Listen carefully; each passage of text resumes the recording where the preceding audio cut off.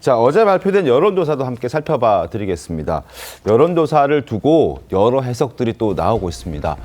자, 정당 지지도 한번 보시죠. 더불어민주당은 47.8%에서 42.5%로 약 5%포인트가량 떨어졌습니다. 국민의힘은 33.5%에서 37%로 약 4%포인트가량 상승했습니다. 그래서 양당의 오차 범위 내에서 지금 접전 중인데, 자, 그리고 TK 대구 경북 지역의 지지율도 한번 보겠습니다. 민주당은 38.5에서 23.5로 많이 떨어졌고요. 국민의힘은 45.3에서 60.6으로 많이 올랐습니다. 그래서 당 지도부는 이게 지금 장동혁 대표의 단식과 한동훈 전 대표에 대한 제명 결정 때문에 그 덕분에 지지율이 이렇게 상승하고 있다라는 분석을 내놨습니다. 그러면서 당 지도부는 국민의힘 책임당원 숫자도 늘었다라는 내용도 함께 공개했습니다.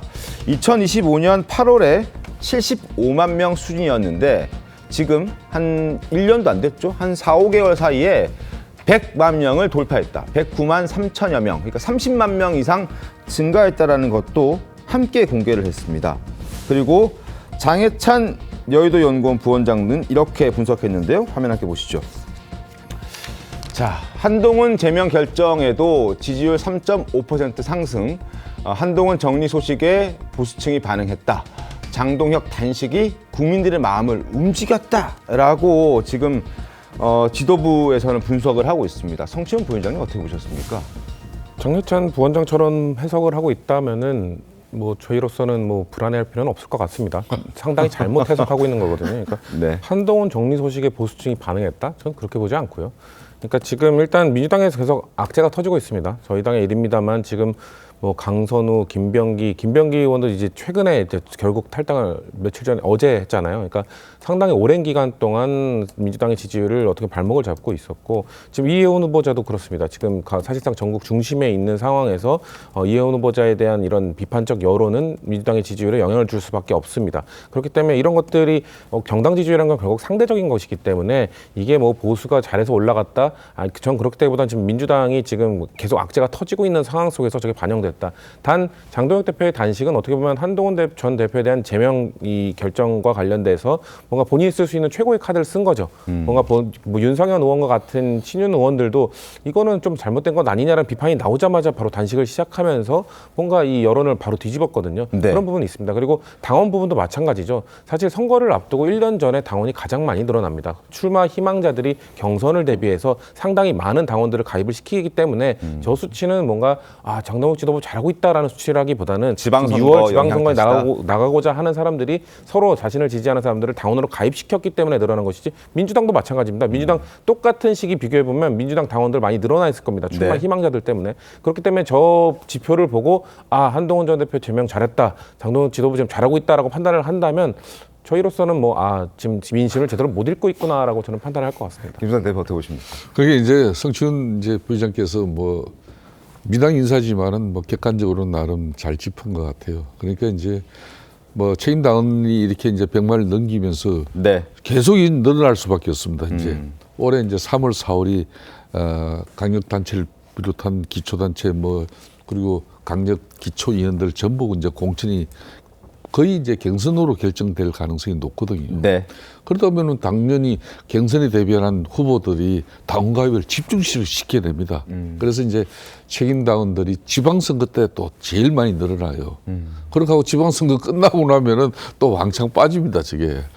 그런 현상이 있지만은 그래도 이제 장동혁 대표가 이제 무기한 단식 이제 투쟁에 들어간 그 시점에 저런 수치가 나왔다는 것은 당의 입장으로서는 상당히 고무적으로 볼 수밖에 없는 거죠. 거듭 이야기를 합니다만은 지금은 이제 국민의힘이 정치의 시간입니다. 원래 보수는 큰 거리기예요. 네. 지금은 자꾸 오른쪽으로 흡수해져 가지고 사발종지처럼 작은 그 거리기 그나마 거미가지고 깨지기 일보 직전인데, 장동혁 대표의 리더십은 당 내적으로는 지금 현재 당의 결집과 국면 전환을 갖다 가져갈 수 있는 큰 계기를 저 단식을 통해서 만들어냅니다. 네, 알겠습니다. 그렇기 때문에 이제 앞으로 이게 잘 되면은 제3지대와의 연계도 6.3 선거를 앞두고 잘 이루어지는 것이고, 또 표면적으로 지금 현재 강력하게 표면적이 아니라 실질적인 요구가 쌍특검인데 이 쌍특검 촉구에 대해서도 지금 이제 거대 집권 세력인 민주당과 이재명 대통령의 인식도 그렇게 해서 변화시켜서 소중히 결과를 만들어낼 수 있다는 걸 좀 저는 말씀드리고 싶어요. 네, 단식 엿새째 장동혁 대표의 메시지도 나왔습니다. 민주당이 미동이 없다. 이제 더욱 분명해졌다. 정권이 흔들릴 정도의 부패가 있다는 것이다. 내가 버틸수록 그 확신은 강해질 것이다. 민주당은 이 순간에도 자백을 반복하고 있다.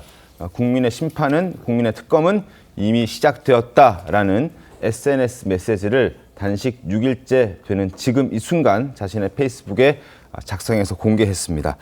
자, 장동혁 대표 단식, 외부적으로도 민주당과의 어떤 갈등이 있지만 당내 갈등도 지금 존재하는 게 사실입니다. 한동훈 전 대표에 대한 징계를 어떻게 할 것이냐라는 것도 초미의 관심사입니다. 화면 보시죠. 자, 선택지, 징계 취소, 수위 조절, 당원권 정지라든지 경고, 수위 조절하는 방법도 있을 것이고, 아니다, 제명을 강행하는 것도 지금 선택지에 포함되어 있습니다. 과연 어떤 선택을 하게 될까요? 그리고 이 선택에 아마 중요하게 작용될 수 있는 변수는 한동훈 전 대표의 어떤 행동 변화, 입장 변화일 수 있습니다. 자, 한 전 대표의 전향적인 입장 변화도 요구되고 있습니다. 자, 김재섭 의원과 김근식 위원장 목소리 한번 들어보시죠. 한동훈 대표가 장동혁 대표를 찾아가셔서 또 지지하고 격려하는 모습들을 보시면 전 장동혁 대표를 지지하시는 분들이나 한동훈 대표를 지지하시는 분들이나 모두 저는 보기 좋아하실 것 같아요. 저는 한동훈 대표도 어제 유감 표명을 그래도 어렵게 한 만큼 찾아가서 격려 방문하는 것도 하나의 방법이다. 그러면 장동혁 대표가 의도하든 의도하지 않든 간에 우리 내부의 이 갈등과 이 파국을 막기 위한 하나의 중요한 모멘텀으로서 작동할 수 있지 않을까라는. 자, 과연 한동훈 전 대표, 장동혁 대표의 단식 현장의 모습을 드러낼까요? 화면 한번 보시죠. 자, 장한 회동의 골든타임. 자, 14일 날 제명 결정되고 15일부터 장동혁 대표는 단식을 시작했습니다.